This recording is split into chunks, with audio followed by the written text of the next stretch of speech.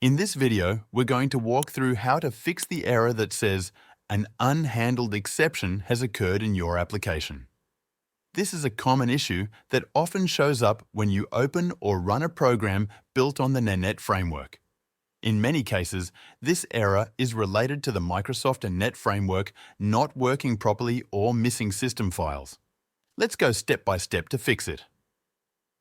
Click on the Start menu or the search bar and type in Turn Windows features on or off. Click on the option that appears in the list. This will open a new window with a list of Windows features.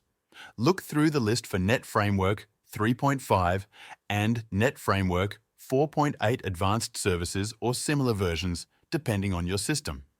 Make sure the checkboxes next to both of these are fully selected. If there is a plus sign next to any of them, click to expand and make sure the sub-options are also checked. After you've selected all the right boxes, click the OK button. Windows may now search for the required files and apply changes. This might take a few minutes.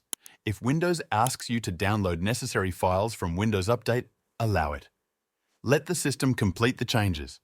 Once it's done, you can close the window. Now, let's move on to checking your system files to make sure nothing is corrupted. Click on the Start menu again and type CMD. You'll see command prompt in the list. Right-click on it and choose Run as Administrator. If a message pops up asking for permission, click Yes. Now, in the command prompt window, type this command exactly as you hear it, sfc/scan. Now, that's sfc/scannow. All one word, no spaces after the slash. Then hit Enter on your keyboard. This command will begin scanning your system for corrupted or missing files. It can take several minutes to complete, so be patient and let it finish. Once the scan is done, you'll see a message telling you whether any issues were found and if they were fixed. Now close the command prompt window. The final step is simple. Restart your computer.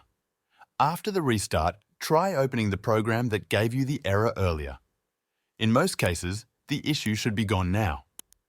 Thanks for watching.